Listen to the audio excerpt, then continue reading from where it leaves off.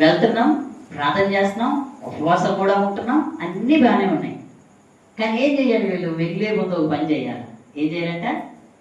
వాళ్ళను వాళ్ళు పరిశుద్ధపరచుకోవాలంట. అంటే గుడ్డోడికి దారి చూపించలేడు. మనమే సరైనటువంటి జీవితంలో లేమనుకోండి, అన్యులకు వెళ్ళి స్వార్థ చెప్తే వాళ్ళు ఏమంటారు? ముందు నీ ఇంట్లోనే సాయంత్రం చెట్లు బయటికి విసురుతూ ఉంటావు, కేకలేస్తూ ఉంటావు, నువ్వు నీ ఇంట్లోంచే జబర్దస్త్ పాటలు వినిపిస్తుంటాయి, మాకు ఏమి వస్తారని చేసి చెప్పండి. అంటే ముందు మనం ఎలా జీవించాలి? అందుకే ఇక్కడ అంటున్నాడు దేవుడు యెహోషువతో చెప్పమంటాడు, ఇజ్రాయేలుకి ముందు మీరు పరిశుద్ధపరచుకోండి. మన జీవితంలో మనం పరిశుద్ధంగా జీవించాలి. మన యెషయా 59:1 రక్షింప నేర్పుకున్నట్లు యెహోవా హస్తం కొచ్చ కాలేదు, విననేర్పుకున్నట్లు నా చెవులే మంద, నాకేం చెవుడు లేదయ్యా.